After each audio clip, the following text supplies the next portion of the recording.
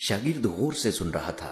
उस्ताद ने पूछा, अगर मैं तुम्हें एक सेब और एक सेब और एक सेब दूं तो तुम्हारे पास कितने सेब हो जाएंगे?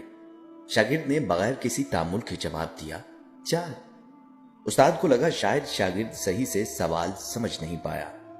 उस्ताद ने इत्मीनान से दोबारा पूछा, देखो, अगर मैं तुम्हें एक सेब और एक सेब और फिर एक और सेब दूं तो तुम्हारे पास कुल कितने सेब हो जाएंगे? शागिर्द सोचने लगा और कुछ देर सोचने के बाद बोला, 4।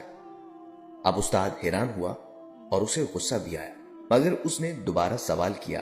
अब की बार शागिर्द ने उस्ताद के चेहरे पर फैली मायूसी देखते हुए काफी सोचकर जवाब दिया और कहा, 4 सेब। दफतन उस्ताद को याद आया कि शागिर्द को लीची पसंद है, हो सकता है उसे सेब पसंद ना हो, इस वजह से वो सवाल पर फोकस नहीं कर पा रहा।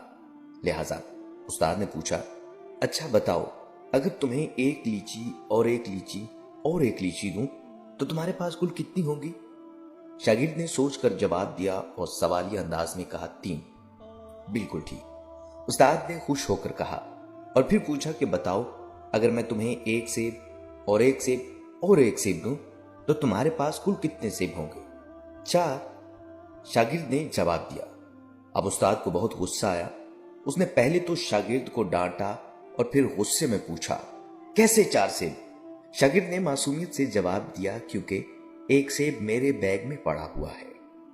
लिहाजा गुस्सा करने से बेहतर है कि इंसान पहले दूसरों की राय जान ले। हो सकता है वो किसी और पहलू से मामले को देख रहे हों। यह भी हो सकता है कि उनकी राय दुरुस्त हो।